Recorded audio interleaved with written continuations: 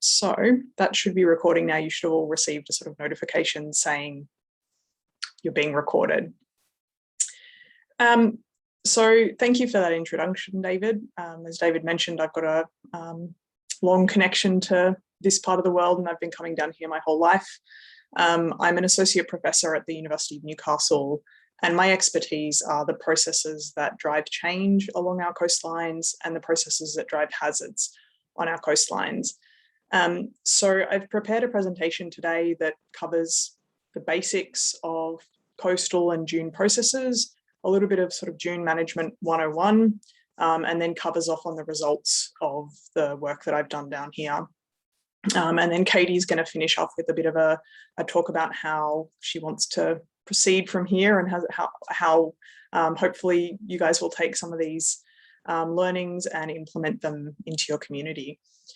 So I'll share my screen, and hopefully this all works. There's always a bit of a moment when you're never sure about whether the technology will work. For the sake of keeping this sort of fairly smooth and seamless, I've structured it into a couple of sections. So we've got the sort of background knowledge. So for people who don't really know how coastal systems and dunes work, and the sort of basics of dune management, I'm going to go over that stuff. And then I've put a bit of a placeholder for some question and answer time. If you've got questions, if you could put them in the chat, that will allow Katie, who's going to manage that, just to compile light questions, and then she'll be able to feed them through to me in that question and answer time.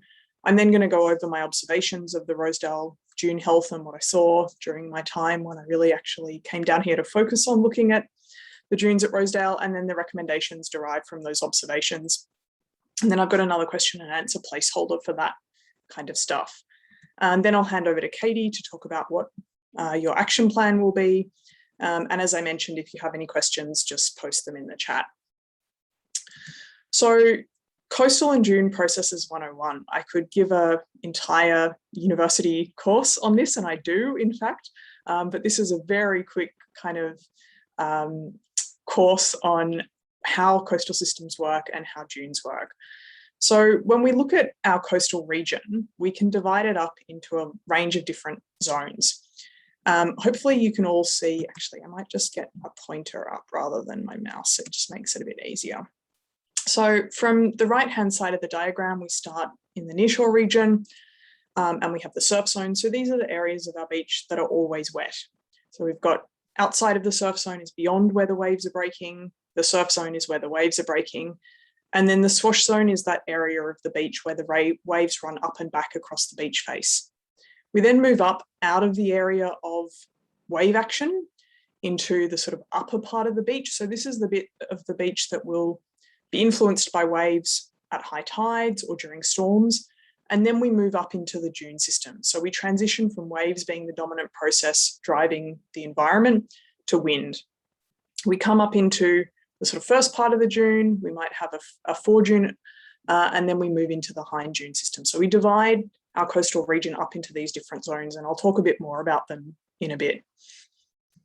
When we're thinking about our coastlines, we always need to keep in mind what the sediment budget is. So in the same way that lots of people have financial budgets, you have incomings and outgoings, we talk about the same things for our coastlines. So we talk about sediment being transported into the system. This might come down a river.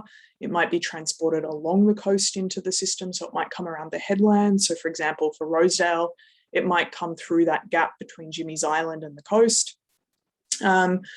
Or it might come from the dune system.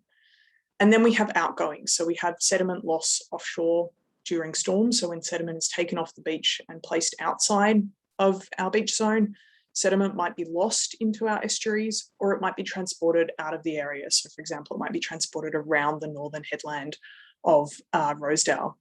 And then we also have artificial sources and sinks. So that might be nourishment. So if you actively place sand, if humans actively come along and place sand onto a beach, that adds to the budget of sediment for that beach. Or if it's mined or extracted, then that's removed from the budget.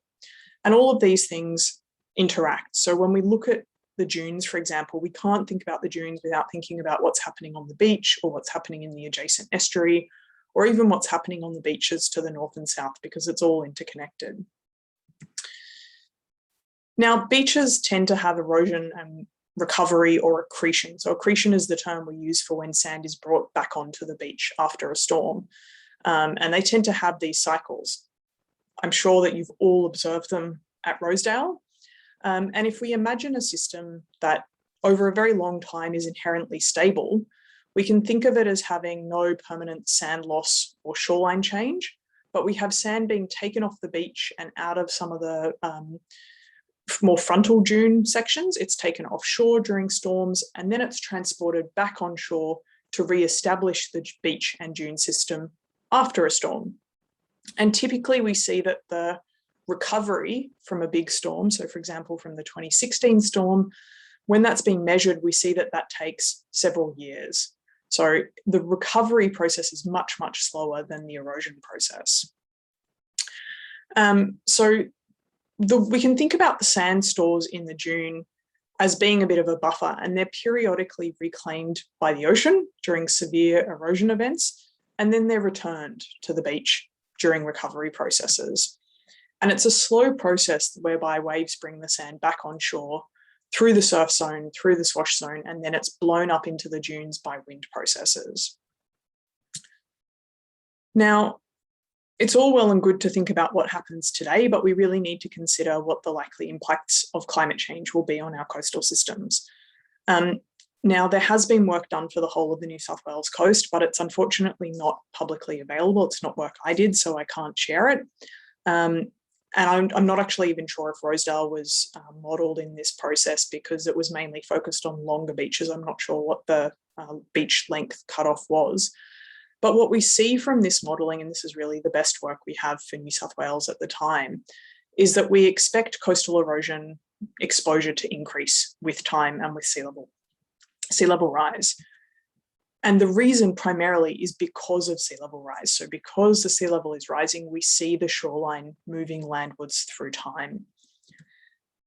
And essentially this occurs because we have a redistribution of sand from the beach and the dune to our adjacent offshore environments, so out beyond where the waves start to break, and also into our estuary systems. So the loss of sand into an estuary is probably not so critical for a beach like Rosedale, because the creek is not a very big estuary, but that transition of sand from the beach into the offshore environments will be. So when we model these things, what we tend to look at is these are some of the results that are available. So the beach on the right-hand side is Windang Beach. You can see Lake Illawarra just here. So this is just the northern side of the entrance to Lake Illawarra. And these different coloured regions show different likelihoods of erosion. So the red-orange colour is the present day 1% exceedance. So there's a 1 in 100 chance every year that the shoreline will be within that region. And then as we move further landwards, we see that we go into these more extreme future scenarios. So the first one is the 2050 1% exceedance. So there's a 1 in 100 chance that the shoreline will be within that orange region by 2050. And then if we move to the landwardmost coloured section, there's a 1% chance that the shoreline will be within that region by 2050. So 2100, sorry. So that you can see as time progresses, we expect the shoreline to move further landwards.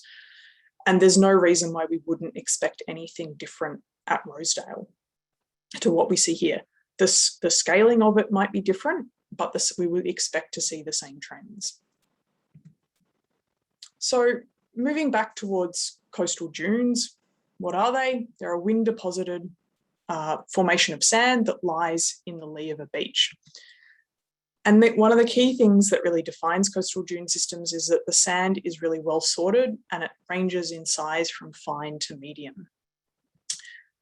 And it's derived from the swash zone and the berms of the beaches. So we have the sand that's deposited by the waves on the beach, and then it's blown by the wind up into the dune system. And that's actually what limits the size on the sand in the dunes, because there's a maximum size sand grain that wind can transport.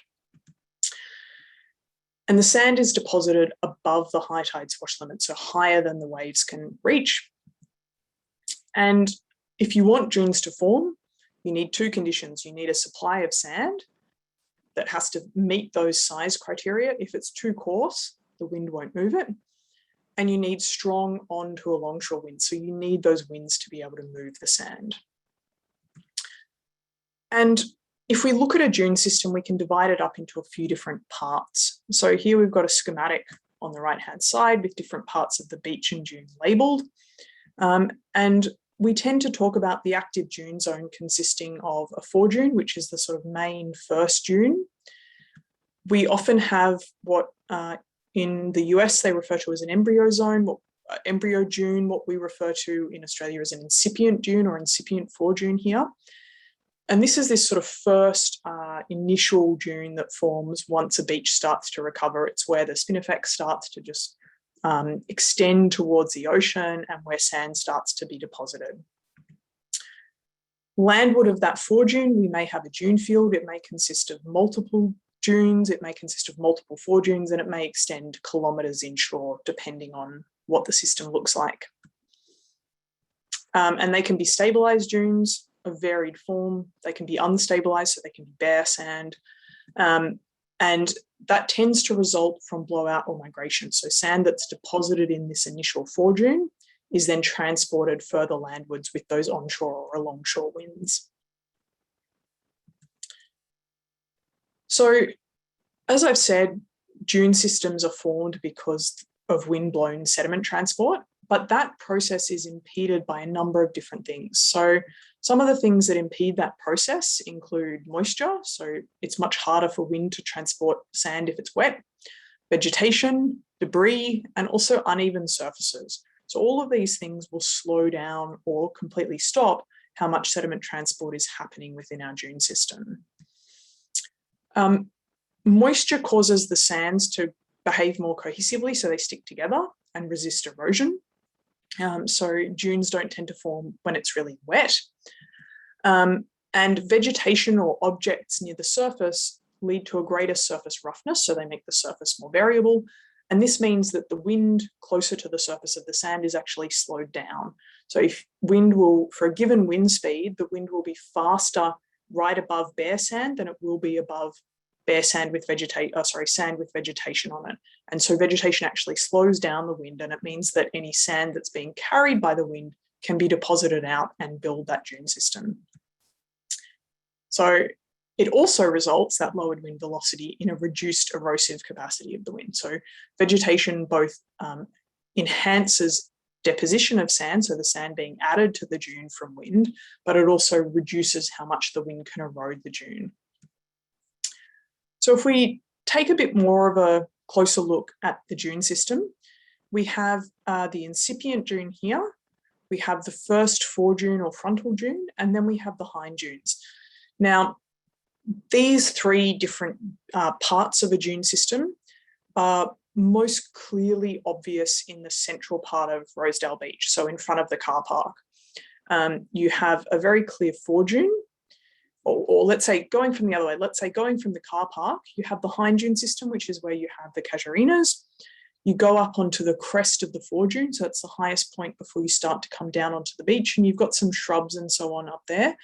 And then just before you come down onto bare sand, at least last time I was at Rosedale, you had an incipient dune with spinifex and a few other colonizing species out the front there.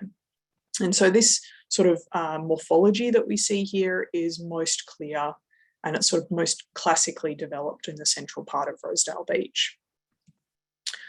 So the incipient foredune, which is this part, is a really critical part of the beach dune system, because it's that first part of dune formation. It's just landward of the spring high tide swash limit, so the highest point that the waves will get to during spring tides, so the biggest tides every fortnight or so.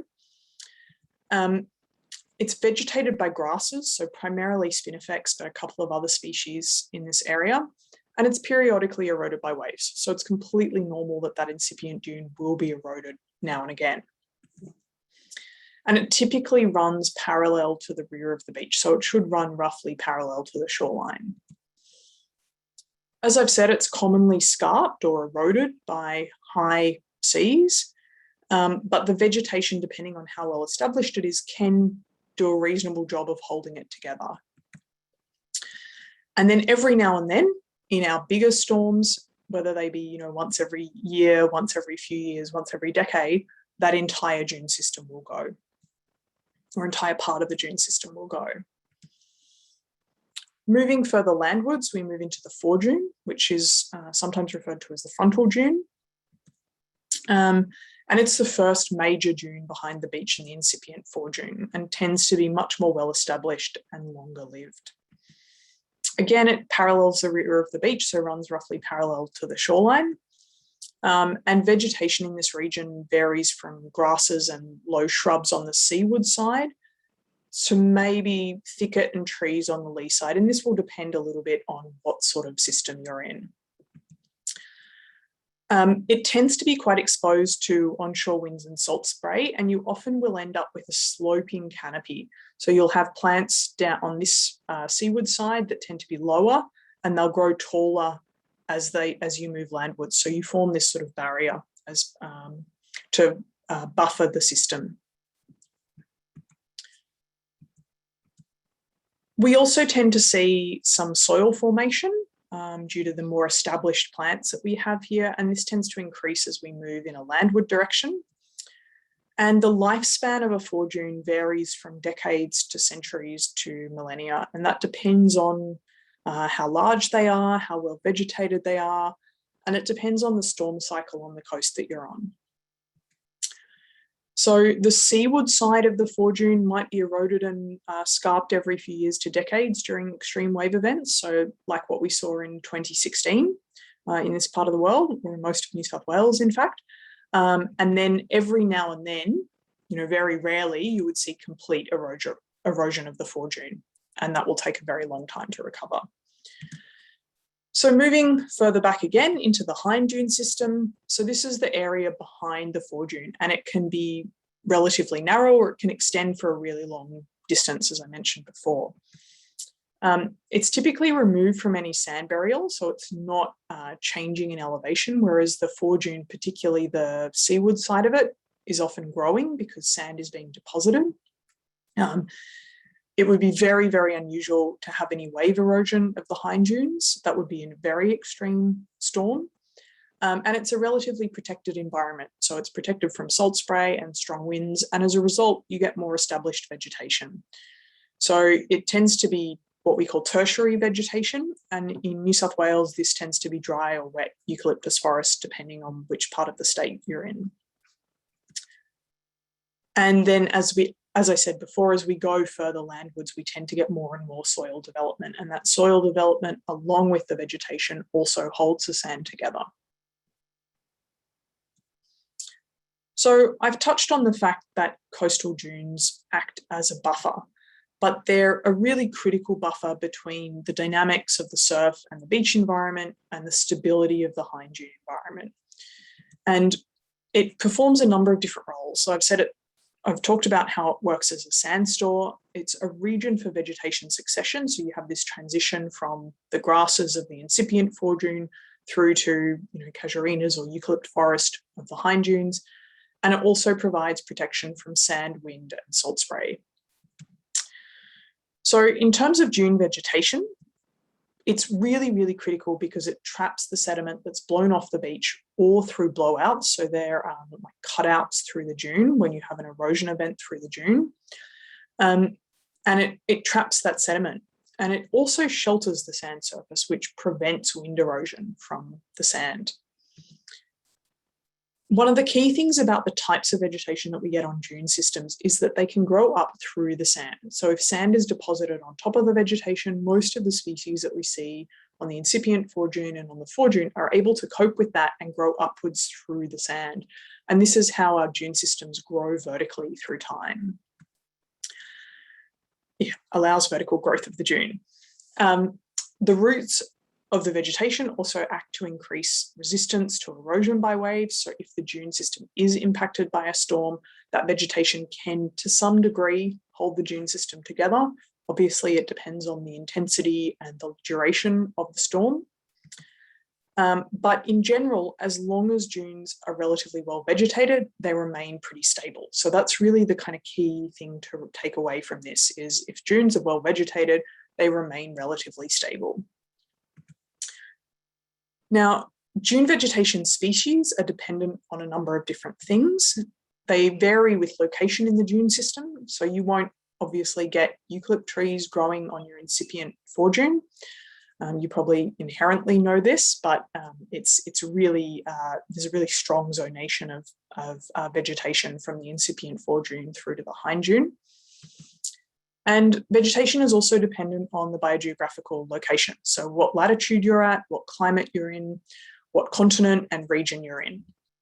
And here's a diagram, and I don't necessarily want you to take all the detail out of it, but across the bottom here, we have a number of different species.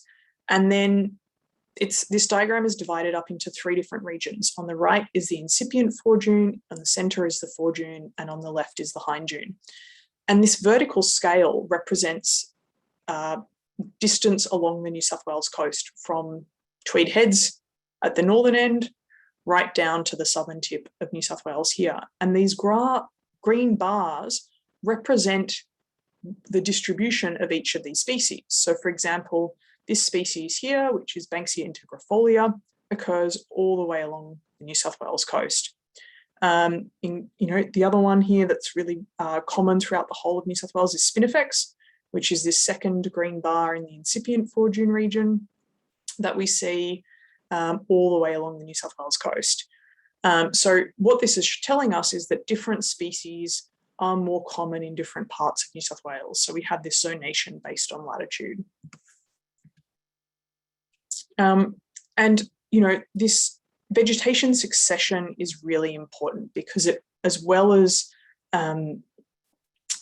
providing that stability to the sand, it also provides a deflection of wind and allows sand to be trapped on the incipient dune and on the foredune. So we see a succession from the bare sand of the beach through to the grasses of the incipient dune, through to the shrubs and trees of the foredune, and then into the sort of forest and established trees of the hindune area. And this, particularly this sort of secondary vegetation in the foredune, is really, here it's referred to as the storm shutter, and it's really that key point in the buffer where you transition from the very exposed seaward side of the foredune through to the far less exposed landward side of the foredune. So how does dune vegetation develop? Well, if we had bare sand, what we would start out with is primarily grasses and creepers, wherever we were across the dune system. So we have to imagine that we had a completely unvegetated dune and we're seeing what happens. Now, the spatial development, so how the vegetation varies across the dune in space, depends on the dune stability, and this varies along shore. So in general, on a beach in New South Wales, because we primarily have a wave climate that comes from the south, the northern ends of our beaches will be more exposed than the southern ends of our beaches. Now, Rosedale is a little bit different because it has very big headlands at either end, and so both the northern and the southern ends tend to be quite sheltered. But certainly if you were to compare the northern end of Rosedale with the southern end of Rosedale, we see that the northern end does tend to get more waves. And then how a dune system and the vegetation on the dune system develops with time depends on how stable this foredune is. And that's really the key critical component there. So, as I've said, we start out with grasses and creepers on our system.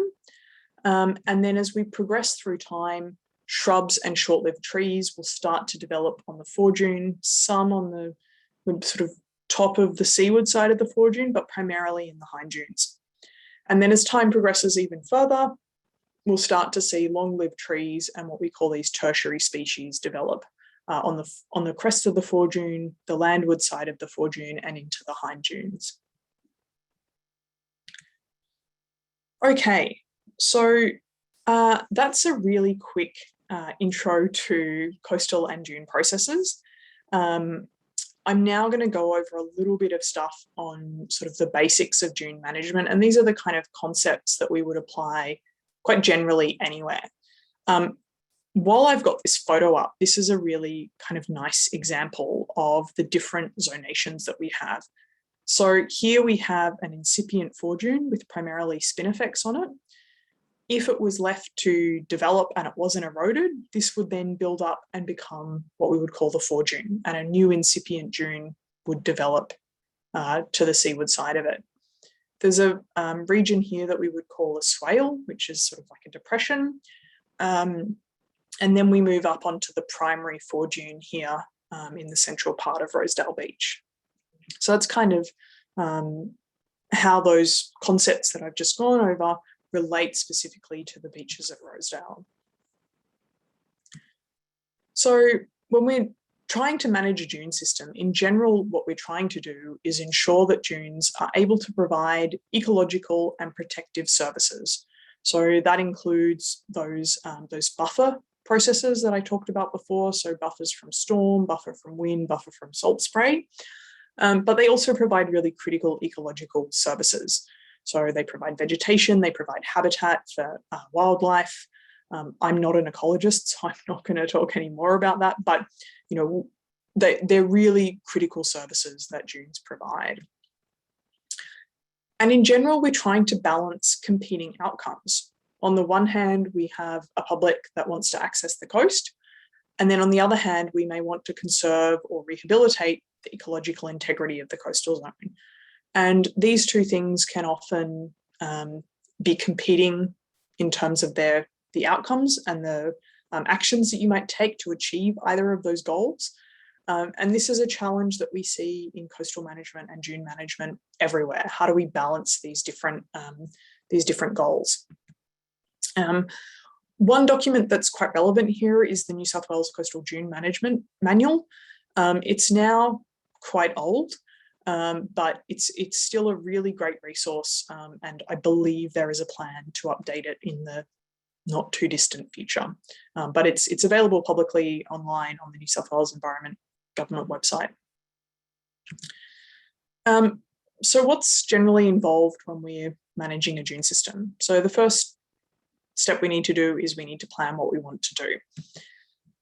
Depending on how degraded the system is, we may need to undertake works to rebuild the dunes. And this really depends on what the state of the system is when you start. And this has been done in places along New South Wales coast, particularly in areas, there are a couple of sites around the Illawarra region where sand mining was undertaken it was quite significant and really changed the shape of the dune system. And so the dunes were rebuilt and reshaped to make them back into something that resembled a more natural dune system. If you have a system like that then has no vegetation on it, you probably need to do something to stabilize it, to allow your vegetation to take hold. So this might involve putting fences in, it might involve putting matting across the sand. There are a whole bunch of different things that you can do. But these two are obviously optional measures depending on what state your dune system is in. Controlling access is a really, really critical thing. We know that pedestrian access and vehicle access have really significant impacts on the health of a dune system and on the health of the vegetation within that dune system. So controlling that access and limiting that access is generally seen as really key to ensuring that vegetation has the best possible chance to take hold and really survive and thrive in that environment. Controlling weeds is also really critical. If you're starting from bare sand, it's obviously something that needs to be managed from the start. If you're starting with an established system where you already have weeds that are established, removing those weeds to allow the native vegetation to take over is also really critical. And then depending on the state of the system, revegetation or replanting, whatever you want to call it, is really necessary to ensure that stabilization of the sand. Ongoing maintenance is a really key part of dune management because it's not one of these things where you can set and forget and walk away. The system needs support and maintenance in a really modified environment like we have along most of the New South Wales coast.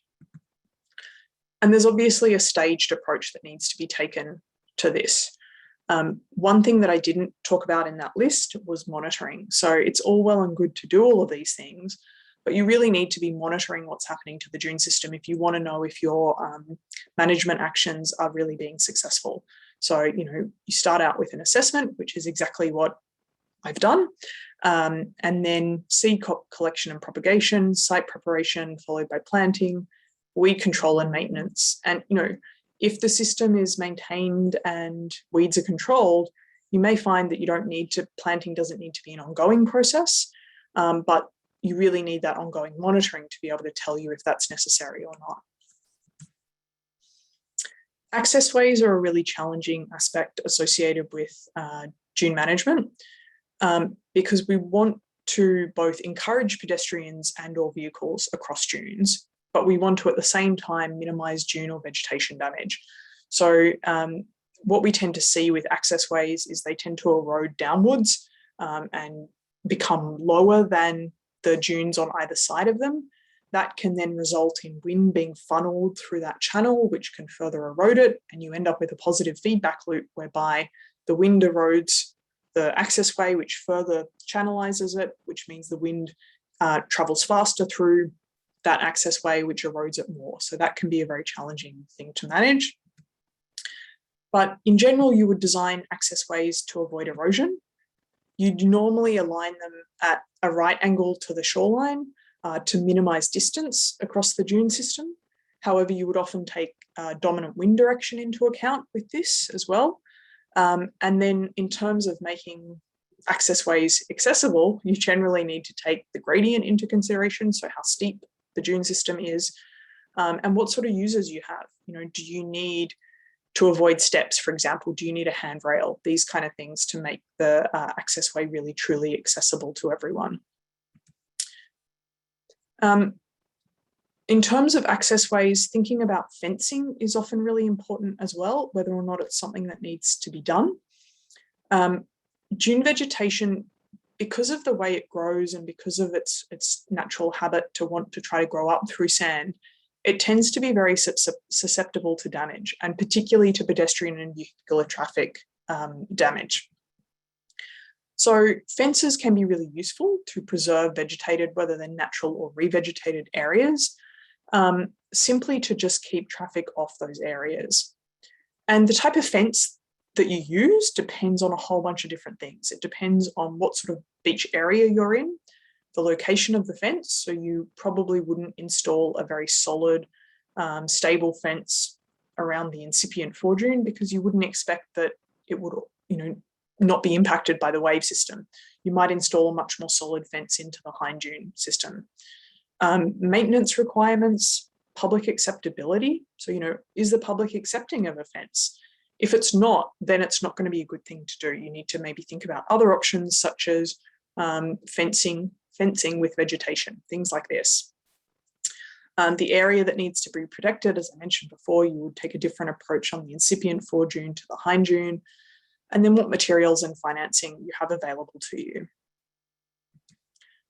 Now, in terms of revegetation or replanting, or whatever you want to call it, I'm going to use the term revegetation, but really all I'm referring to is manually going out and adding new plants into the dune system here. The aim of this is to restore and maintain biodiversity. So we really want to avoid planting a monoculture, so we don't just want one single species. And we want to replicate the natural vegetation that we would see in that system. So the type of vegetation that we use will vary according to our geographical area. So we want to be planting plants that are local and native to this area, but they'll also vary according to the position in the dune system. So we wouldn't plant the same things on the incipient dune as we would on the hind dune. And in general, the goal is to provide sufficient plant cover to protect the dunes against wind erosion. So we're really trying to provide sufficient cover, so add that roughness to the system to stop the sand in the dunes being eroded by the wind. So how do we do this? There are a whole bunch of different ways you can do it. And on the right are a couple of pictures out of the New South Wales Coastal Dune Management Manual of a revegetation project, and you can see the before and after and how clear it is and how successful it is. You've got far less bare sand in the picture at the bottom. So, as I've mentioned, we need to use locally indigenous species. We need to plant according to the zone, so different species in different parts of the dune system. And we need to plant at the right time of year. And they need to be maintained. You often can't just plant plants in the dune system and forget about them, whether that's fencing or making sure that they're not trampled on. All of those kind of things need to be ensured. So before I finish up this section and we go into a bit of question and answer time, I've got a couple of local success stories or local stories around where dune systems have been managed. So the closest one that I could find some information on is Long Beach, which is just off of Batemans Bay, and they did a coastal wattle management project here. So the goal of this project was to increase the floristic diversity of the dune system through a reduction in coastal wattle and revegetation. Now, the challenge with coastal wattle, which while it's a native species and it is native to this area, is that it tends to form a monoculture. So you tend to get just coastal wattle, and it has a lifespan of about 8 to 10 years. And if you have a monoculture of coastal wattle and it all reaches the end of its lifespan at the same time, you end up with a system that then no longer has vegetation cover and is susceptible to erosion. But the other downside of having a monoculture is that you don't have that biodiverse environment to provide for wildlife. So at Long Beach, they did mechanical removal and pruning of coastal wattle. So they actually went in there and removed coastal wattle. They did primary and secondary weeding. They did some pest species control, including rabbits, planting and maintenance of local native species. And they had a monitoring and evaluation program. So this included a few different things. It included vegetation surveys. So they went out and they looked at what species were present. They had photo point monitoring. So whether they were posts or particular locations that they stood and took a photo on at regular intervals. And then they did GPS surveying and GIS mapping. So they surveyed the dune system as well. And here are a couple of before and after photos. So the before photo up the top is just after the removal and planting that had been done. You can see all the plants that have been added here. And then the photo at the bottom shows the diversity that they ended up with at the end. The second local story that I have here is Warilla Beach. So it's further north, it's up in the Illawarra region. But this was a dune and habitat rehabilitation project undertaken by the local government there.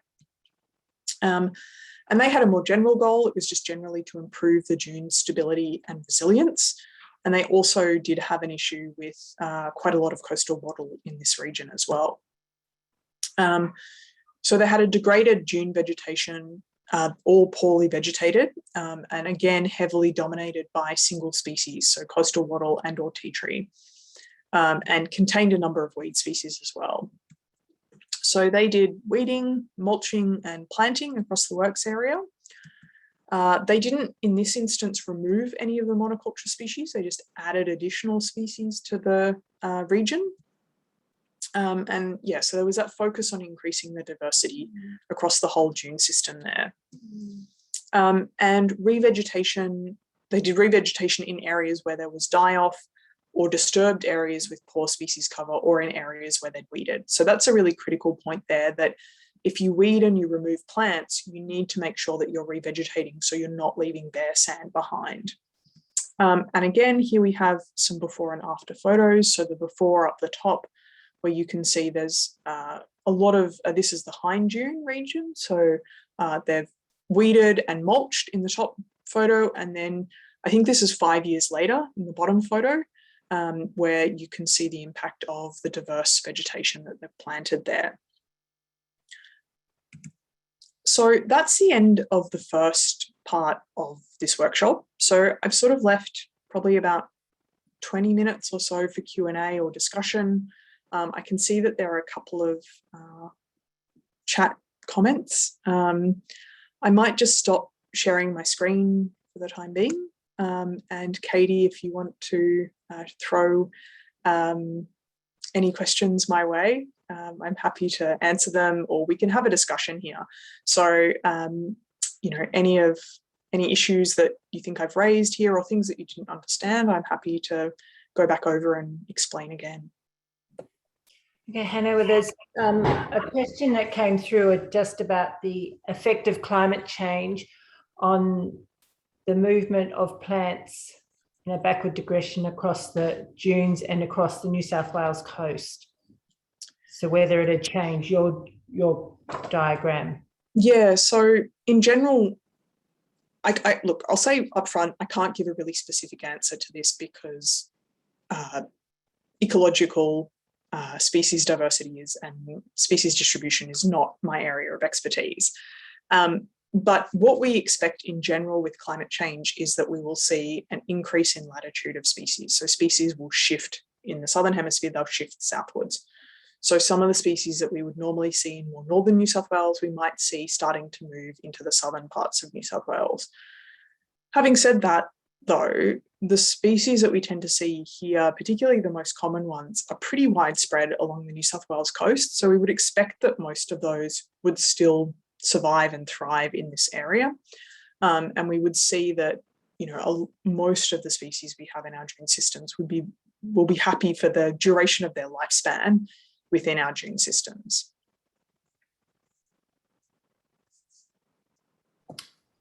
And another question that I had was, if there hasn't been any modelling done on Rosedale Beach, is it possible for us to do that so that we actually have a little bit more solid information about? Yeah, so it's certainly possible for it to be done. The information that one would need to do it exists. It's simply a matter of personnel time and getting it done. The general sort of understanding of what we would see with climate change and sea level rise along our coasts would apply to Rosedale. We would expect to see a net landward movement of the shoreline. I might actually get up towards the end. There's a new data set that's just come out this year that's based on over 20 years of satellite data observations, so the imagery of the Earth that has mapped the shoreline on an annual scale. And I had a look at the data for Rosedale, and it says for Rosedale Beach, so main beach at Rosedale, there's been about a 30 centimetre movement of the shoreline landwards over the last 20 or so years. Unfortunately, the uncertainty associated with that is about 20 centimetres. So the data, and part of the reason for that is because the very early satellites that went up, the resolution on them was very, very coarse. So you would have one pixel in the image for every 25 or 30 metres of ground cover. So there's some evidence to suggest that there has been some net movement of the shoreline toward landwards at Rosedale. It's again, there's some movement of the shorelines of the other beaches, but again, it's relatively minor compared to some other beaches that we see. There are other beaches in New South Wales where we've seen net movement of the shoreline by metres per year over that same time frame. I'm happy to get that data up and show you. I don't think I've got it up right at the moment on my web browser. But what that would suggest is that we might be starting to see that climate change signal already. But it's very, very hard to attribute those kind of events, particularly when we've had within that time frame one very, very significant storm towards the end of that data set, that 2016 storm that really pushed those shorelines quite a fair way landwards. And we would expect that the recovery from an event like that would take much longer than the 5 years we've had since then. And are you seeing the questions come up that David has asked, what causes the monospecies like coastal wattle take control of an area? I can't actually answer that. I don't know why that is the case, but it's something to keep an eye out for. When I talk about the results of my observations, I'll make it very clear that I didn't see that sort of monoculture at Rosedale.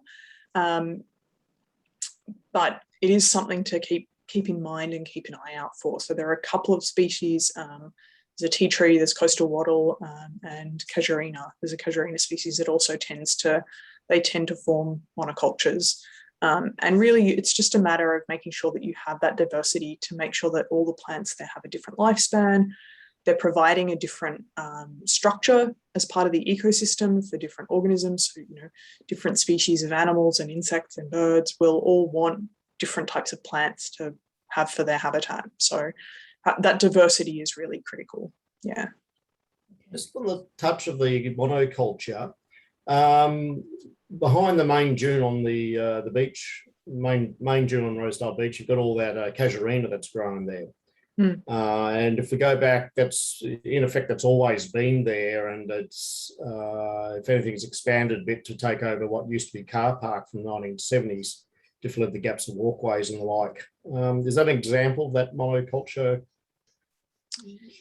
casuarina, or is it's certainly not a very diverse area in that high dune, but it's not monoculture in the sense that there's really only one species there. There is other stuff there, but if you were revegetating that area or wanting to add plants to that area, you would be mindful of the fact that you've already got a large number of casuarinas, and you might think, okay, well, we'll plant some eucalypts or plant some banksias, and we'll try and add to the diversity of that system. with the sorry, I'll let someone else. Jason, thank you. Peter Graham. Hannah, I've only had 50 years experience as a Rosedale person. Pete Ward may have sent you a copy of an email I sent him just asking how you explain all these matters I'm about to mention. You started your talk and you ended your talk with a photo of what I call Smelly Beach, sometimes called Nuns Beach, and the dune there. I can remember probably in the 1980s that was totally washed out and there was no sand, no nothing. You went straight up to the cliff face, then a rock shelf and into the water. I've seen the dune there before, I've seen it go, I've seen it return. Boat Beach I've seen a couple of times stripped of sand. Can't say positively 100% stripped of it, but huge quantities of it have been stripped out and they've returned. And they're gone and they've returned. And then just south of the lagoon, the entrance to the lagoon, I've seen the volume of sand there increase by perhaps 50 metres, maybe a little less. But certainly in my early days, people have had properties down in Rosedale Parade, had frontages which ended at high watermark. And high watermark, certainly in my lifetime, has expanded immensely down there. And I've seen times when the sand at South Rosedale has shifted north. What I'm asking really is, can we stop nature? One thing we have done over the years is we did do planting to try and retain the dunes to stop them getting washed away and replaced as frequently as they did. But does it really matter? Are we going to beat nature? Well, there are a large number of questions there. If you're going to go to the ultimately, by 2100, no, you're not going to beat nature. By 2100, we're going to expect, probably at the rate we're going, a metre of sea level rise. But having said that, are we then going to sit back and say, okay, well, we do nothing? So I guess there are some questions there, and they're questions that the community needs to address and make decisions about. They're not questions I can make decisions about for you because it's your community and what you need to do in your situation. There are a couple of points that I will raise though in terms of some of the observations you've made. And one is that in the mid-70s, there were two very, very big storms that were very unusual and that caused immense erosion along the whole of the New South Wales coast. And really, until the 2016 storm, we hadn't really experienced another storm quite like those two storms. There was 74 and 76. So it's worth described as 1980, probably. Yeah. So it's worth August considering. 78, we had a storm. Yeah, so it's worth considering that the starting point of your observations may not be the average of the system. Now, we know that coastal systems are very dynamic. We know they change through time. We know that there are times when beaches have unusually large amounts of sand on them, and there are times when they have unusually small amounts of sand on them. Based on the data that I was able to obtain for this project, I don't see any really significant net changes to the amount of sand on the beaches at Rosedale. It's always worth remembering what your starting point of your observations is. You know, if you are looking at the temperature over a year and you start your observations in winter and then you stop 6 months later, you're going to say, well, it's got a whole lot warmer. But that's one half of an annual seasonal cycle. So we always need to remember these things when we're thinking about where our observations have come from. So I hope that goes some way to answering your question, but certainly there are aspects of your question that, you know, really are decisions for the community. But I guess it's also worth considering that, you know, no, we may not ultimately beat nature if we're going to talk about really long-term timescales and climate change and things like this. But it's what do we do in the interim? You know, if we're having a really significant impact on the dunes through trampling and vehicular traffic and so on, do we want to redress those things that we're doing? So that's the question I'd put back. Thank you. I'll go back to my question. With the frontal dune that was on the main beach at Rosedale, now that dune was effectively a rebuild in 1983-84 by following the erosion from 1978. There was a storm about August, September that actually ate the beach. The beach had been clear of any vegetation anyway, but it finally ate back and actually ate halfway back to the into the dune and was actually starting to eat back on the other side of the top. So the dune what we're looking at now is probably a third of the size of what it is, and nothing there. So all that's been added. I suppose all that's been obviously man-made, so to speak, vegetation selected and planted, and in terms of the spin effects and the like, and some of it's been colonised. Have we got a fairly standard profile of vegetation growing there, or are we missing things and the like, given certainly the vegetation. I'll talk more about this when I talk about my observations, which I haven't got to yet, but certainly the vegetation that I saw on Rosedale Beach is fairly typical of the southern part of New South Wales. The sort of main key species that are there are present, that we would expect. The same weed species that we see up and down the coast are there. You don't have masses of bitu bush, which is excellent. You know, so certainly in terms of the vegetation that I saw at Rosedale, it's pretty characteristic of this part of New South Wales. David, yeah, you had a question. Yeah, look, just getting back to what Peter's brought up and the whole idea of this project. I mean, obviously it's very difficult to stop nature, and if we have big storms eating away at our dunes, there's not a lot we can do. But we want to try and make sure that our dunes are as healthy as they can be, and human intervention has had a lot to do with the health of our dunes. And I think that's really where the project's looking at, you know, looking at erosion that's caused by vehicles, by people walking on the dunes, by people trampling the dunes. I mean, as you say, walkways always tend to be lower and cause problems. We see that. It's good to appreciate the problems and the damage that human intervention is causing the dunes, and how can we keep them as healthy as we can so that they can deal with what nature throws at them.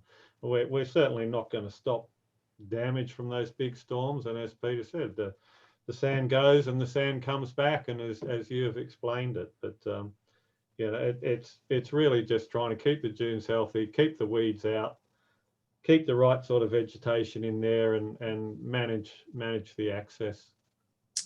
And I guess to further that, to add to that comment, if you think of dunes like a savings account, you know, your buffer along the coast, if you want to protect your coastal system in general, you want as much as you can in that savings account. So the bigger your dune system, the more extensive it is, the less likely you are to have really significant erosion starting to impact your infrastructure and houses. So no, you ultimately may not be able to beat nature. But if you set yourself up well, if the dune system in 2015 had been twice the size it was when that 2016 storm hit, you would have had less of an impact. So you need to think about it in terms of that starting point as well. In that if you have more savings in your bank account, you're able to weather financial distress more easily. So if you keep that analogy in mind, that might also help in terms of decision making. Hannah, are you right for another question, or do you want to keep? Yeah, look, I'm happy to take another question, and then maybe if we move on, and then there'll be plenty of time for questions and for your discussion that you want to lead at the end, Katie. Okay. Well, this sort of ties in with it. Paul just asked in his question, are there plans to reduce the number and impact of walkways onto the beach? So that will definitely be addressed as one of the working parties that we're hoping to form. But I just was wondering if you could just respond to that, given what you have said, because it was a strong message from your presentation so far. Yeah, so I certainly can't comment as to whether or not the Rosedale Association has plans to reduce the number or impact of walkways onto the beach. But what I would say is that, you want to strike a nice balance there. So for example, from the sort of central part of Rosedale Beach, south of the creek, there are sort of 3 main walkways coming down onto the beach. There's one from the car park, there's one from the bottom of Nolman, and there's the one from the end of the road. And that seems fairly reasonable to me in terms of access. The community probably wouldn't be happy if that was reduced to 1, but equally, you don't need more than 3. You don't need 5 through there. One thing I did note, and I'll talk a bit more about this in the next section, is that the walkways tend to sort of disperse at the end. So they get to a certain point and then everyone spreads out in their different directions wherever they want to go on the beach. And that starts to impact on the incipient for dune. And if you were to have a big erosion event, you might find that gets worse, and that issue retreats landwards and so starts to impact in the more established part of the dune. So making sure that those walkways are fairly clearly defined and that people stick to them in whatever way you want to do that can be really beneficial in terms of making sure that the dune health on either side of those walkways is as positive as you can keep it. Yeah. Okay, thanks. Do you want to move on to the next section? Yeah, sure. All right. Sorry, just on those walkways, obviously, there's the formal part coming over the dune, which has often got the slats across it. Yep. And then it leads off often, as you say, it starts dispersing, but usually it goes another 20, 30 metres because of the incipient dune, and then everyone's spread. Is it better for us to try and control the push of walkers as far to the sea as possible, or as far to the edge of the vegetation as possible? Right. So you really just want to minimize impact. Yeah. And that will change, obviously, because the vegetation will grow and retreat based on what's happening on the beach. Yeah, because it's sort of, I suppose, through the swale, it's sort of stayed in a line. Fairly but controlled. Once it gets that little incipient dune, and the swale actually had some bushes on it and things, but where the incipient dune is where it starts spreading out, and that's the case of, do we need to put more energy into protecting that, or? Yeah, and the challenge there is that the amount of vegetation you have on the incipient dune will change with time. If the incipient dune is fairly well established and has been there for a while and hasn't been impacted by any storm events, it'll likely have more vegetation, and that vegetation will start to encroach on the pathway. And if you don't have a lot of pedestrians coming through, the pathway will narrow naturally. In summer, obviously, when you've got a lot more people come around, that tends to grow. So, what the community decides to do there is obviously up to you, but really minimizing the impact on vegetation and allowing the vegetation to really take hold, particularly in that incipient dune where you're really trying to maximize how much sand is trapped, is really important. All right, I'll share my screen again and keep going. So the next part of this talk is all about what my observations were, and I'd just like to provide some acknowledgement to a student who did a work integrated learning project with me, Katie Moore, who I think has joined us today to see the outcomes of her work. So she worked on this project as part of her undergraduate degree at the University of Newcastle and helped work up all this data and did all the field data collection with me. So thanks for your contribution to this project, Katy. So in terms of the methods that we used for this project, we looked at historical imagery. So we looked at aerial photos from 1975 through to 1999. And then we used imagery from a provider called Nearmap from 2008 through to 2020. And we looked at the position of the edge of the dune vegetation in those images. The images in 1975 and 77 were not so clear, and so using the data from them was less easy and probably less reliable. But it was all that we had in terms of numerical data about where the dunes were. We then came down and did 2 days worth of field work and took some in situ measurements of the dunes. This is Katy over here using our GPS system to take measurements of the dunes. We surveyed the edge of the dunes, vegetation edge. This should say cross, not excos, cross dune transects. So we installed some benchmarks. So these are these benchmarks here. They're a steel fence post with a safety cap on them. Should the community wish to do some monitoring, ongoing monitoring, using these as a benchmark. So we took some profiles through the dunes. We did an assessment of the vegetation, what species were present, the different assemblages of vegetation and the zonations of the vegetation. And then we looked at the general morphology of the dune, so the shape of the dune and how it differed across the different beaches. From those data, from steps 1 and 2 in the method, we then did some analysis. We looked at the change in the dune extent through time. We looked at the dune morphologies, and then we did the assessments of the vegetation. So the historical imagery, what we did was we literally went along and traced the edge of the dune. Now, these colours represent a different year. So from 1977 in the yellow through to 2021, which was our in situ observation. So that was the data that we collected ourselves. All the other years were based off aerial imagery. And then we did these profiles, which are shown by the pink points here. And then we used a benchmark as our reference point here. So, one thing you can see in all of these images is that the shoreline moves back and forth. Sometimes it's further landwards, the edge of the dune. Sometimes it's further landwards, sometimes it's further seawards, but it does go back and forth. Now, what we really see here is that there isn't particularly a strong net trend. This is Tranquil Beach on the left. At Nuns Beach, we tended to see a bit of a net trend where the dune was growing. But again, as I mentioned, the earlier data tended to be less reliable. If we do see a net trend at Nuns Beach, it's that the dune is moving further seaward, so it's growing. At Rosedale, we've got the northern half of Rosedale on the left here and the southern half on the right here. Again, the 1977 image is not so clear, so I'd be mindful of using that as a starting point. Having said that, though, that was after the 74 and 76 storms, so it is possible that the dune had eroded back that far. It just really wasn't particularly clear in the image to make a very strong call on it.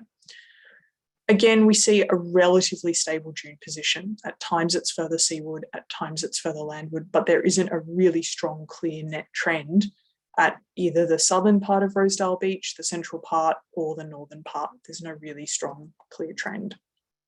And we see the same thing at North Rosedale Beach, or whatever you want to call it. I know this beach has many, many different names.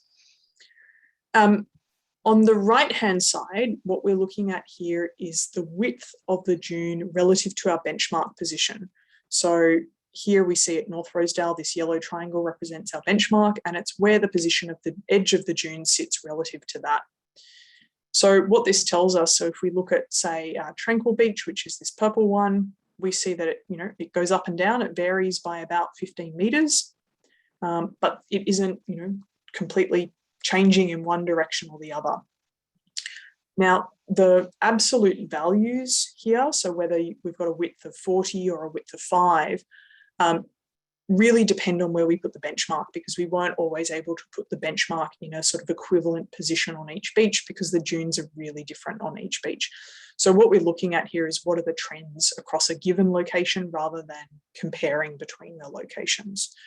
So we really don't see that there are any really clear, strong trends here in terms of how the vegetation extents are changing through time. We then looked at the shape of the dunes. So here we've got Tranquil at the bottom, where again, we're looking at these pink points here. So this is a cross section. You can think of it like a slice down through the dune system. At Tranquil, we have a sort of relatively narrow, 15 metre or so dune system here, sitting at about 3 metres. And these vertical elevations are relative to the Australian height datum, which is roughly equal to mean sea level. So you can think of 0 as roughly mid-tide, and then the highest tides would get up to about 1 metre. And then with waves on top of that, you might get up to sort of 2 or 3 metres, depending on how big the waves are. So here we see a relatively narrow dune system here, and then we go down onto the beach face here. The dune sits a little bit higher at Nuns Beach and is a bit wider at the moment. From relative to our benchmark, it was about 30 metres, and then we come down onto the beach face here. So we've got a slightly bigger dune system at Nuns Beach than we do at Tranquil. These next 3 profiles are from the southern and central region of Rosedale Beach. So this bottom one is the southern part of Rosedale Beach. We weren't able to get really high up into the dune system here because the vegetation is just too dense. But we see we've got a relatively narrow dune system here, again, at the southern part of Rosedale Beach, and then we grade down onto the beach face.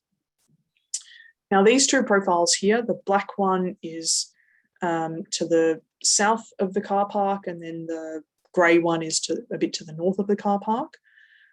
Here we see very clearly in the black profile, we see the crest of the foredune here. This is the swale, and then we go back up onto the main dune here. And then we can see here we've got a little bit of an incipient dune forming here at about 2 metres. So we can really clearly see the shape of the dune system. This grey profile here, we've got a sort of flatter and wider swale here with a crest here in the dune system. And then if we go up to the northern part of Rosedale Beach, we can really clearly start to see the impact of some of the storms. We can see, sorry, that's my dog growling in the background. 1 second. We can see the impact of the 2016 storm here, the remnants of that erosion, and then the remnants of a more recent erosion event here. And we can see the same from this northernmost profile here. We see the remnants of that erosion scarp there from 2016. And then we had a very small and narrow dune system at North Rosedale Beach. There really isn't space for a full dune system to form because you go back up into the hill slope up there fairly quickly. So there just isn't space for a dune system to form. And that's also the case at North Rosedale because this area is backed by that cliff. There isn't space for a really large dune system to form. So it's one of the limiting factors for dune formation is if you don't have a lot of space, you obviously can't create a very large dune system. In terms of observations of the vegetation and how that relates to the morphology that we see, at Tranquil Beach, we see a relatively flat foredune that grades pretty quickly into the hill slope vegetation. And the foredune here mostly has colonising species on it. It doesn't have the more well-established or many of the more well-established species on it. At Nuns Beach at the moment, there's a wide flat foredune in front of the cliff with mostly colonising species. So primarily spinifex and this pennywort, which is the one with the round sort of circular leaf. And then there's an area towards the back of the dune that has more established vegetation on it. It's got some banksia and some brushes and so on. If we move up onto South Rosedale Beach, the southern part of Rosedale Beach, we see that we grade very quickly from the incipient foredune with the colonising vegetation through to the primary foredune and the well-established vegetation. So there's a lot of well-established vegetation here. And the dune system, that sort of zonation that we talked about in the first part of this talk, is relatively condensed. So all of those zones become much narrower, and we grade from that sort of incipient vegetation through to the well-established vegetation in the space of about 5 to 10 metres. In the central part of Rosedale Beach, the vegetation is much more sparse. The foredune or incipient foredune here that we see has the colonising species on it, the pennywort and the spinifex. We've got small shrubs and some rushes in the swale here, Lomandra, Phacinia, and then on the hind dune or the primary foredune, whatever you want to call it, there's more established vegetation up there. And then there's obviously the remains of burnt vegetation that still exists on that dune system there. Moving on into the northern part of Rosedale Beach, so north of the creek, we see a sort of similar setup to the southern part of Rosedale Beach, where we grade very quickly from the incipient dune and that colonising vegetation into the foredune part of the system and the more well-established vegetation. There's lots of very well-established vegetation, Banksia, eucalypt, and so on. And then, as I mentioned before, there's that very clear remnant of the 2016 storm erosion scarp that's now quite well vegetated and quite stabilised. At North Rosedale Beach, as I mentioned, there's very little accommodation space, so there's really nowhere for a dune system to form, so there's relatively limited dune formation. Condensed zonation, you really only have a sort of incipient dune at North Rosedale Beach with those colonising species, because you go straight back into the hill slope vegetation there. In general, my observations of the vegetation are that you've got a pretty diverse assemblage of native dune vegetation. So you've got the kind of species that we would expect. They're comparable to other New South Wales South Coast beaches. And there's a relatively low abundance of weed or invasive species. They're present, they're there, but they're not, the dominant vegetation that we see within the dune system. The dominant sort of species that I observed here, I've listed here. I certainly, I'm not a botanist, so I will say that the list in that report is not complete. But it was the species that we were able to observe and the most dominant species as well. So to summarise all of the observations that we made across that project, we saw that over the period of time that we were able to access data for, that dune vegetation extents were variable, but they were roughly stable over that observation period. We didn't see sort of really strong patterns of net erosion to the dune or really strong patterns of net accretion. There were times when the dune eroded really significantly, and there were times where it accreted or grew really significantly, but we didn't see a really strong net trend in one way or the other at any of the locations. The dune morphologies vary quite dramatically between the four beaches. Tranquil Beach and North Rosedale Beach have the smallest and lowest elevation dunes, and this is really because they're the most sheltered of the beaches. They're sheltered from wind, which is what we need to build dunes, and they're sheltered from waves, which can bring sediment to the beach system to build the dunes. Nuns Beach has a larger dune system. It's a bit more exposed to particularly those southerly winds, but it's still relatively small, and in part that's due to the limited available space for a dune system to form. The northern and southern regions of Rosedale Beach have relatively well-developed dune systems with incipient foredunes, foredunes, and hind dunes. But as I mentioned, that dune zonation is relatively condensed, so we grade really quickly from our incipient dune through to our hind dune. The central region of Rosedale Beach has the largest and widest dunes of all the Rosedale beaches, and this is because there's accommodation space, so there's space for dunes to form. And it's also exposed to wind and waves. So it's really a function of the exposure and the accommodation space as to how big the dune systems are. The impact of stormwater runoff is evident in Rosedale Beach in the central region, particularly in front of Norman, the end of Norman Road. I haven't mentioned that thus far, but it is significant in terms of its impact on the dune. It's causing quite a bit of erosion there. So that would likely be something to consider thinking about how that might be managed. moving forwards in terms of limiting how much runoff occurred there.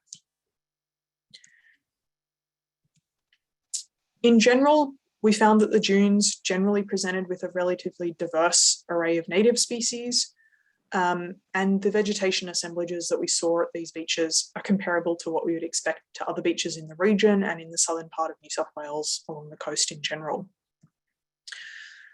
The dunes in the central region of Rosedale Beach had the sparsest vegetation with burnt trees present, but it's worth noting that several were regenerating from the base, and so that's really important to see.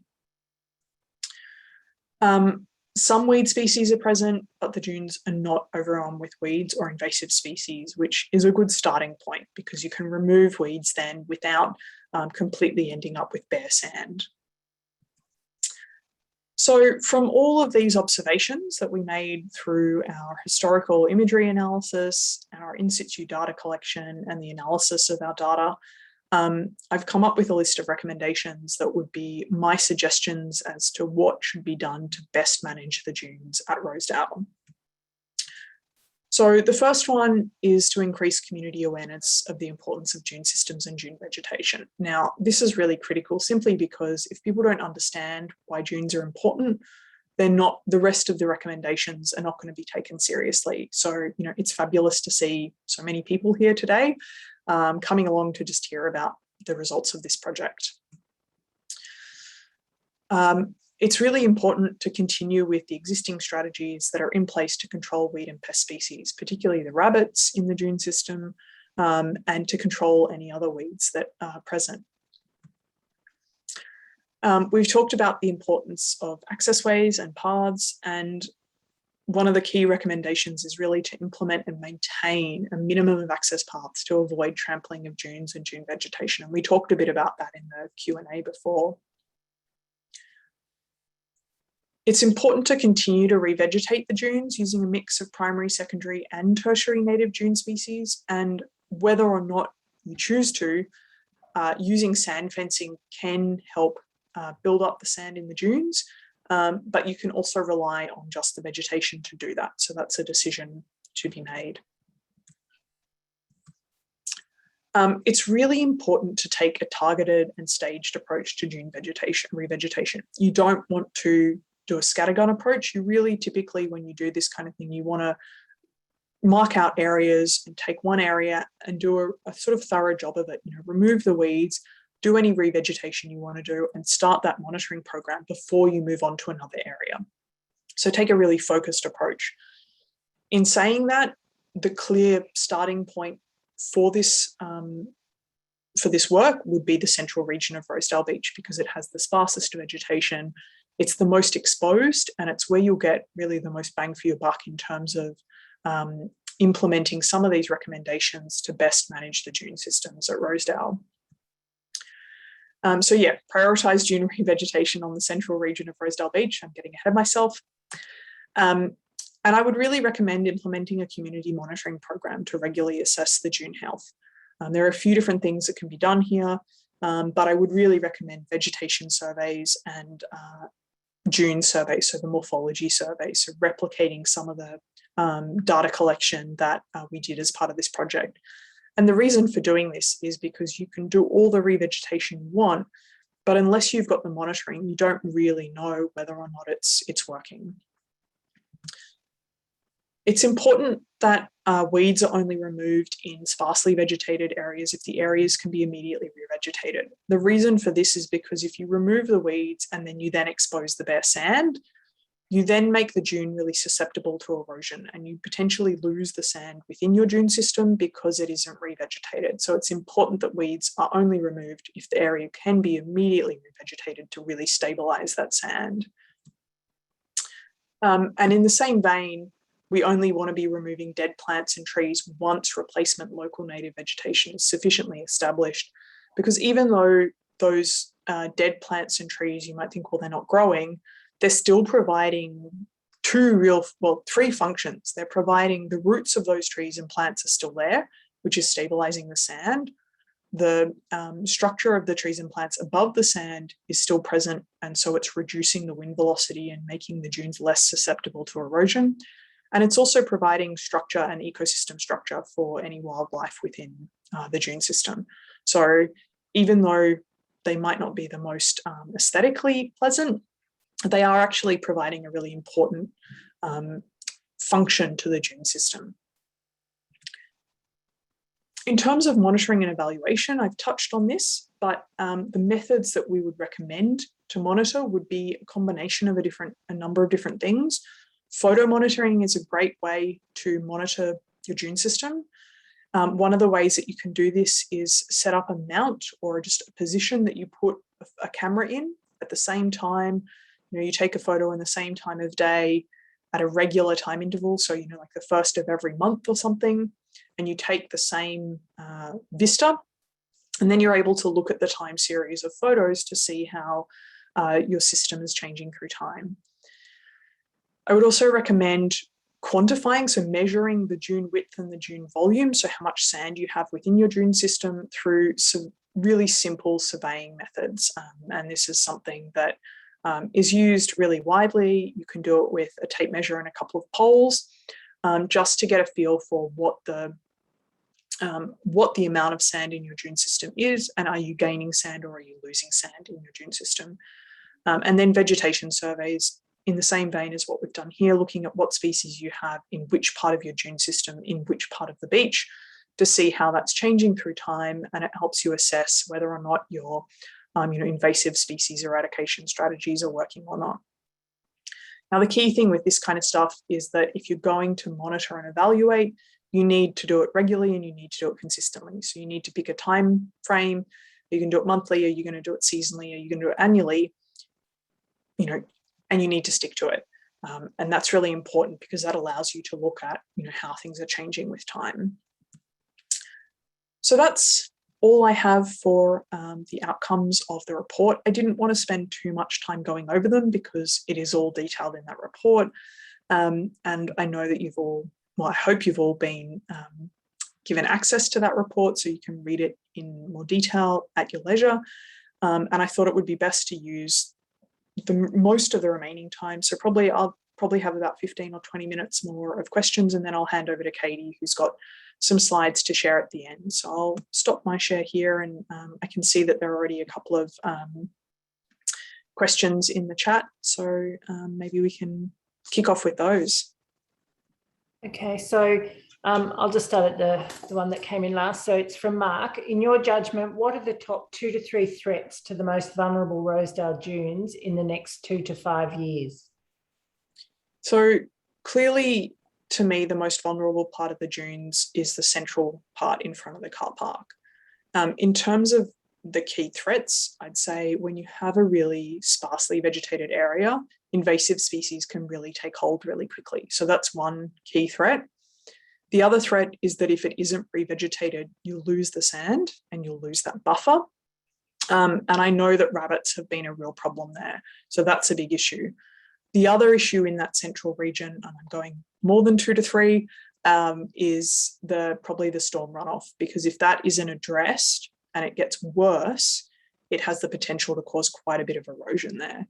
And it's one of those situations where if that runoff area gets really quite large, what you might find is that it's then almost a way in for the waves to start to have a bigger impact on the dune. So it could potentially become, again, a positive feedback mechanism where you have more runoff that then allows the waves to get in. You've then got an open channel and so on.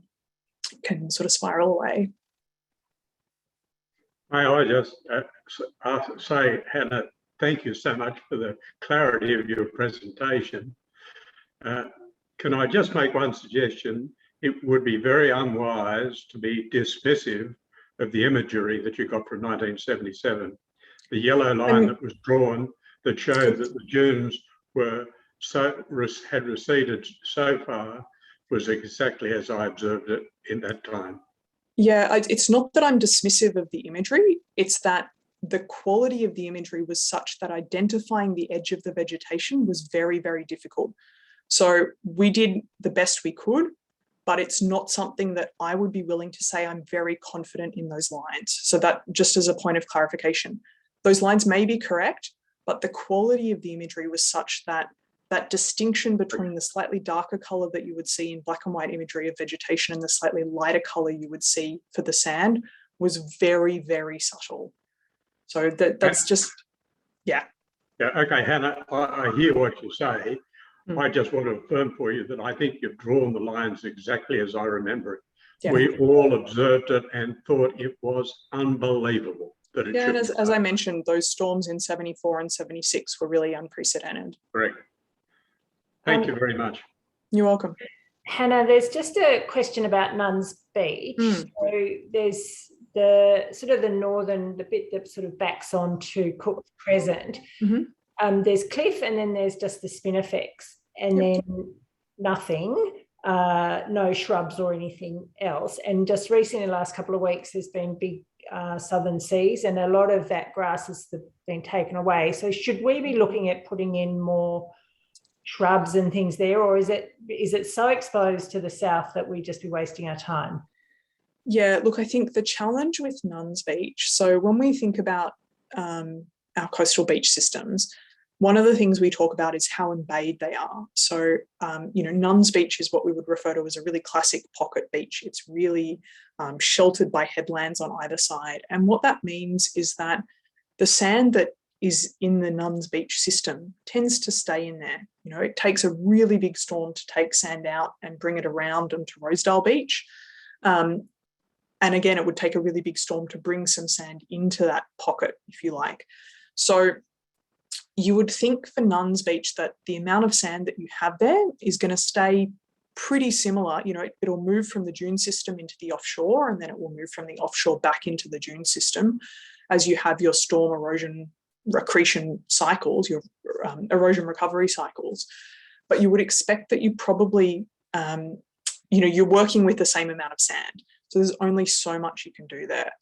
So the challenge there is and this is where you probably also want to be a little bit strategic about when you do these plantings. So as well as planting with the time of year with the vegetation, if you see that a system has a really large amount of bare sand, a lot of sand is being brought back on shore with waves, you might think, okay, we might do some planting now to try and stabilize this and pull that sand into the dune system.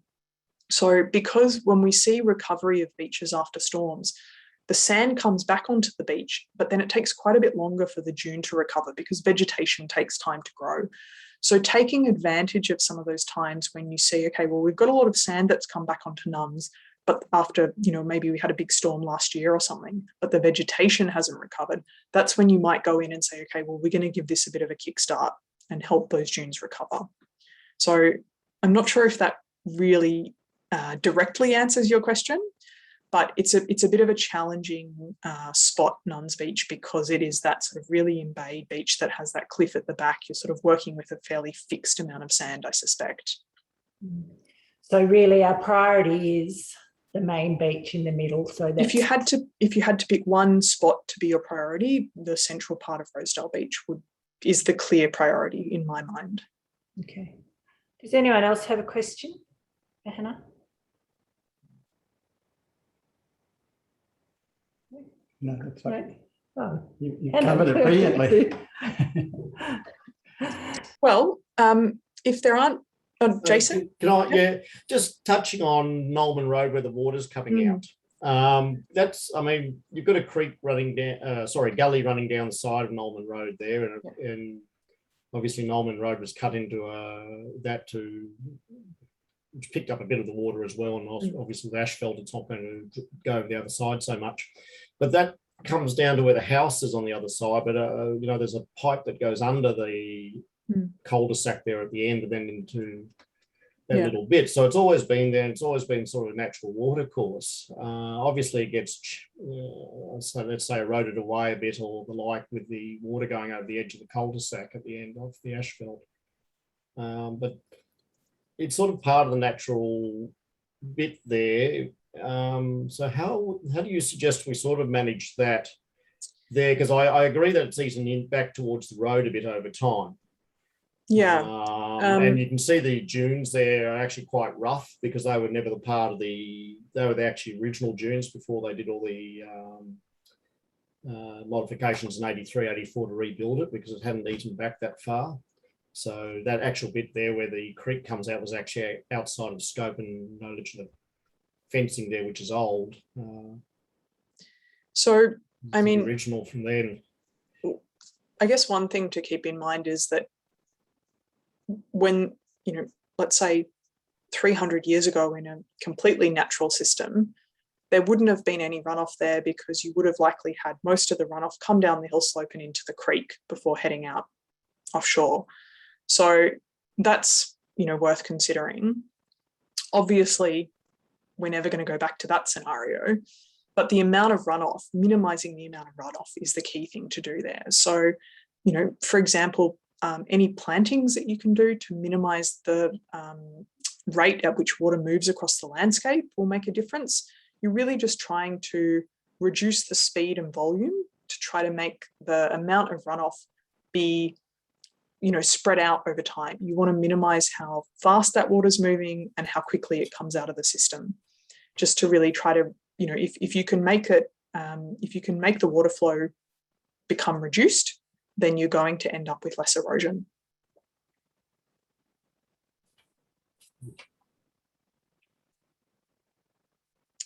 There's a question from Kat in the chat. In terms of trees that die naturally, so not part of the fires as we see at South Rosedale, at what point would you remove the trees, or would they be allowed to rot, and does that form soil and protection?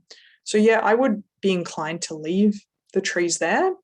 That kind of biological matter, organic matter, will form part of the soil and it will help stabilize the dune system. So that would be my inclination, unless there was a particular reason why you wanted to remove it, maybe because you wanted to replant. If you'd had quite a bit of die-off and you'd lost, say, some of the more well-established species, you might find that, okay, you want to replace them. And so you need to remove some to make space to replace them so that, the new trees would have sufficient light and so on. That might be one reason why you might remove them, but otherwise I'd be inclined to leave them, also because, as I mentioned, the root systems will be holding the sand together. Yeah.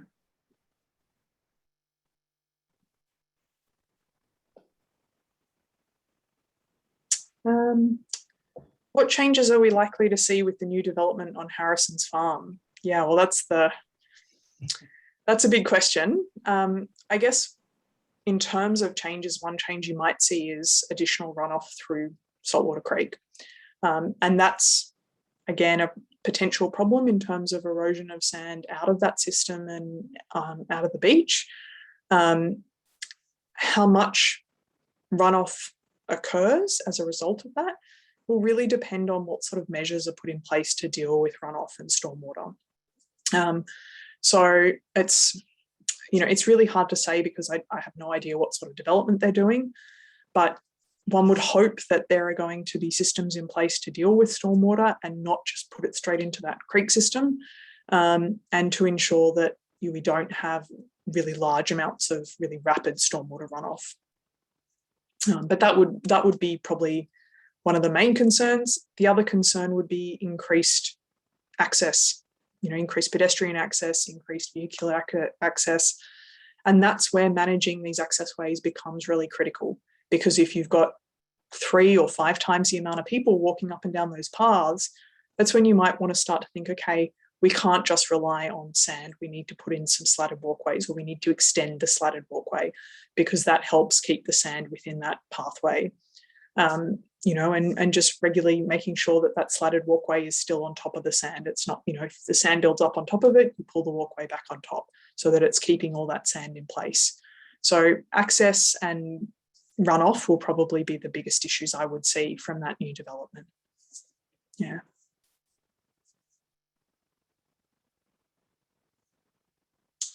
Well, if there are no more questions, I might hand over to Katy to, I'll share my screen so that you've got your slides up, Katy, and you can talk to the points that you wanted to raise. But I'd just like to thank everyone for coming along. I hope you found it informative and interesting. And I've really enjoyed working with the community and using some of my skills and knowledge to hopefully be of benefit to you all. So thank you very much. Okay, Thanks so much, Hannah. I think we're just so fortunate to have your expertise and for the association to have actually invested in getting you along, because it's just great to have an informed opinion. A lot of these issues can become quite emotive, so that's fantastic. So our next step is from Hannah's recommendations. You know, what are we going to do with those recommendations? And to me, when I was going through them, they seemed to be very obvious, but I'm only one person, and there's a group of us that have got together and we've looked at different things. And what I thought at this point, at the end of the workshop, was to go through and just look at what we suggested were the issues that we can work on. And what I wanted to do was to build working parties. So if you've got an interest in everything, and it might just be to make sure that your opinion is heard, or you might want to hop on and, you know, get totally involved in something, or you might know someone else that can come into a working party. So today's an opportunity to think about it, or to put your name in chat that you are interested in an area. So there's a few people that are looking at perhaps might be interested in the access to the beach. And so if we do get a working party together, that we at least know what they're thinking. And so the key areas that we talked about were revegetation. So that was just loud and clear from Hannah how important that is to protect what we've got and to plant more. The erosion, so that's at the bottom of Norman Road. So we've talked about that. The rabbits, the abandoned boats and rubbish on the beach. So the impact that has, the actual history of our dunes. So there's quite a lot of stories that come with our dunes, and it'd be sad to lose those. And this might be an opportunity to do that. And also the monitoring. So in all of this, as Hannah said, the key is educating us all and the community being aware of the value of the dunes. And I think that's got to be the priority, so that any working party that we put together, I feel it's really important that we don't develop fractions or antagonism toward it, that we can listen to everybody and try and come and meet a common ground. So that's where everyone is involved. So Hannah, if we can have the next slide. Thanks. So the revegetation, I've just put up a few different working groups that might come out of this. The dunes are managed by the council. So we have influence, but really we have to seek permission to do what we're doing. And any working bee that happens for planting, for watering or weeding, will come under their auspices and their insurance, and we have to sign on and off. So there will be working bees happening. We've already started doing some planting. So that's, if you're interested, then it'd be good to get on a list. And then we'll be put up for big plantings. We'll be putting up signs for when that happens. We've got so fortunate to have Di Clark, who's had a lot of experience in propagation of natives and come from the botanical gardens, and she's happy to set up here a community propagating group. So if you're interested in that, that would be great, so that we can get our own plants back into our dunes. We thought it would be really good. So the picture I've got on the left is the main beach coming from the car park, and you can see very obviously that fan, that spread that happens off to the left. And we thought that in our next planting, that might be a good spot to start, just to see if we can plant that area out with some lomandras or something that people wouldn't want to walk through.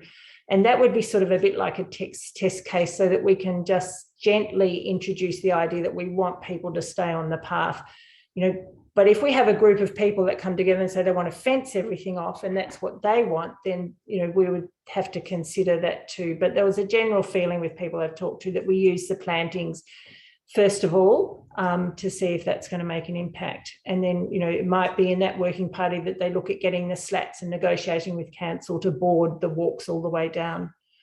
And also maybe, quite keen to get the younger generation involved. And I thought a survey of actually identifying where people walk and how they do it, so that actually spreads the knowledge amongst the community.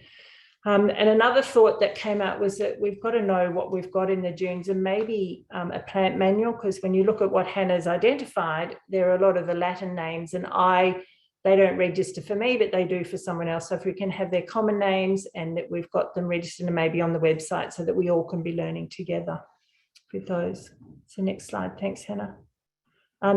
So the erosion was another working party that I thought would be really good if you're interested in that. So managing the stormwater, that'll be working with council because and the landowners and also the traditional owners of Rosedale who have the commercial fishing license because they need their access. There's the coastal management plan that's actually in train at the moment, and the consultation phase will be coming up, and that would be really great for anyone who is interested, because I think we're going to need a lot of people to resolve the Rosedale, that erosion at Norman Road, and could be quite expensive. So there might be grants and things that'll be involved in that. So the next area, Hannah. So now the rabbits they just seem to be coming, and I think that it'd be good to have a collective. I tell Paul, other people tell Paul Martin, our invasive species council guy, about them, but I think it would be quite good to have a community database about where we're seeing rabbits, noting time and place, and to get council to invest a little bit more because we're not getting on top of them. You can see on the right, there's a warren in under the vegetation. And so and then they're also in the boats. Near boat shed, there's quite a few warrens underneath those boats. So, and they're just the ones that we see. So another working bee, Hannah, next one, working group. There's quite a lot of rubbish and abandoned boats and things. And I just sort of thought that there might be people that have an interest in that, to identify the boats, to see if they're still being used. Do we need them all? Because under every single boat that might have been there for quite a long time, nothing can grow. And also it's habitat for rabbits. And so generally rubbish on our dunes is pretty good, but it's just another thing that we might want to have a yearly cleanup or something. And the same with the dog litter. So that was just another group that might be interested in doing the dunes. And then next one, Hannah. So this is the monitoring. So the dune changes, which Hannah's talked about this. So we have to decide whether or not we want to get Hannah back to actually show us how to do the monitoring with the width and the height of the dunes, which Hannah says is very low cost to get us all set up. So that would be great. And also vegetation and the fauna, doing those measurements, and also just logging what we have. There's iMatches, there's different apps around, and BioBlitzes. We've got lots of things that we can do there in terms of monitoring. So if we're keen, we'll probably send out a message to see if we do want Hannah to run that workshop. And then we'll ask David and the association as to how we go about doing that. So that was part of our original application to Hannah, but we chose to focus on this part to get us interested and going first, but that's the obvious next step. And then the last part of what we just thought that this could be just simple as collecting photos and having a photo gallery with dates as to when people experience the dunes and what the dunes look like. There's been a lot of work in the past on the dunes. I think David McKenzie and Jane Enright have done a lot of work in the past, and so it would be really good that doesn't get lost. And so that was another area that I thought we could have going. There's been a lot in terms of the earlier settlers here, the Rosedale farm. The dunes have been used as a sand mine, and also the Walbunja people, who I want to pay my respects, because as a part of being involved in this dune project, I've actually learnt quite a bit and spoken to quite a few different of the traditional owners, and it is the Walbunja people's land as part of the Yuin Nation, and I feel that that's quite enriching for me to actually get a bit of an understanding, and it'd be quite good to hear a little bit more of the story, because I don't know of other people, but I feel quite spiritual, especially when you look out to Jimmy's glowing, you're going, what's it mean to the traditional owners? So that was another thought. So they're sort of the areas that we sort of thought could take us to the next step with the Rosedale Dune project. There's a lot of people that need to be included, and there's a lot of work to be done, but we also can just focus on the things that are the planting and the access. So we don't have to do it all, but we can if there's enough interest. So if you are keen, register your interest either on the chat today or with Pete just through the email, or just turning up to a working bee when you hear that they're on. Yeah, so happy for any questions. See, there's a couple that have come through. Yes, got some people interested, so that's great. So yeah, the plant propagation, so that's really good. Any other questions that anyone would like?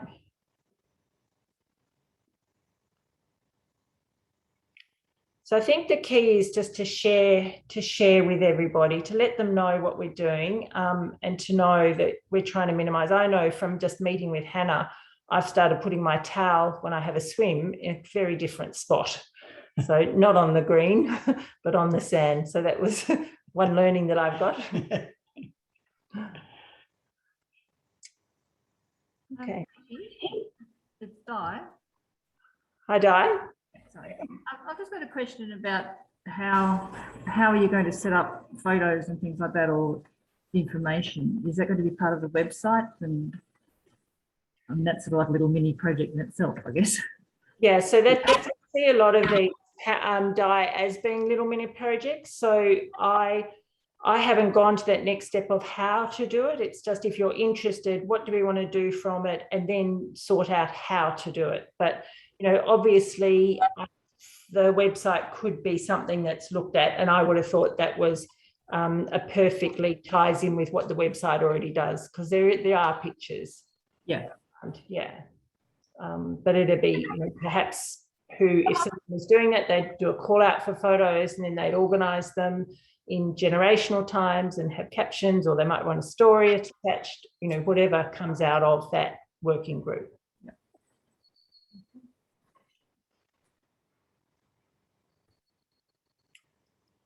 Okay, so I think, Hannah, is there anything else that you think you would like to say at this point from those? Would you like to chat a little bit about what the monitoring would look like, that if we did choose to go to that workshop? Yeah, sure, I can chat about that. So vegetation monitoring, it's clear that you've got you know, people who know about the vegetation, so that's really the place to start with that.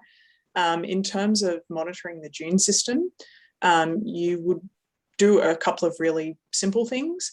As I mentioned, when we were down here with our surveying gear, we put in the benchmarks. And the reason we did that was so that we wouldn't have to bring that gear back down here to put it back in, and to measure them. So each of those benchmarks, there are 6 of them. We put one on Nuns Beach, one on the southern part of Rosedale, 2 in the central part of Rosedale, and 2 in the northern part of Rosedale Beach. We didn't put any on North Rosedale or Tranquil Beach, because the dune systems there are really quite minimal. And I suspect they probably, you know, there's probably not a lot you could do in terms of them, because there's so little space for dunes to form on both those beaches. So as a starting point, the most simple thing you could do would be to measure from those benchmarks, so those numbered stakes or fence posts, to the edge of the vegetation. That requires a tape measure and someone to collate and coordinate data, and then look at that through time. The next thing that you would do from there is to take a beach profile, so that survey through the dune system. And that can be done using a really low-cost method called the emery method, which is a really basic surveying method. It requires 2 poles and a tape measure, and then it requires a bit of maths at the end to turn it into the kind of data that I showed. And then the idea would be that you would be able to plot a series of profiles on a single graph and see how that profile is changing through time. So that would be a really simple way to do that kind of monitoring, in terms of working out how much sand you have in your dune system, and is it increasing, is it decreasing, If you were to have a really big storm event, having a before and after can really help you see how long that dune system takes to recover from the storm. So if we had data from before the 2016 storm, we'd be able to look at it and say, well, have we had the same amount of sand that we lost in that storm come back onto the beach? Now, I can pretty confidently say, for at least for North Rosedale, because you can still see that erosion scarp, the northern part of Rosedale Beach, because you can still see that erosion scarp, no, those dunes have not recovered. The beach may be the same width, the dune may be the same width, but it doesn't have the same volume of sand in it as it had before. So having those measurements gives you that baseline, and it allows you to work out, where you want to go. So yeah, that's and what's happening. So that would be my recommendation for the monitoring. Yeah. Right, thank you. So that's when we'll chat to you if we want to do that workshop as to how. Yeah, you can tell us and how to do it. It's no electronic equipment required. It's very low cost, low budget, and very simple. Just requires a pen and paper, 2 poles, a tape measure, and a little bit of basic maths. Okay. So if there's no more questions, I think that we can close the workshop. Right. So Hannah, thank you so much again from us all. And thanks to the association for allowing us. I think it's just such a privilege to have such knowledge and community to be making this work. So thanks. Well, thanks, Katie, for organising, and thanks everyone for coming along to listen today. Okay. Cheers. Bye.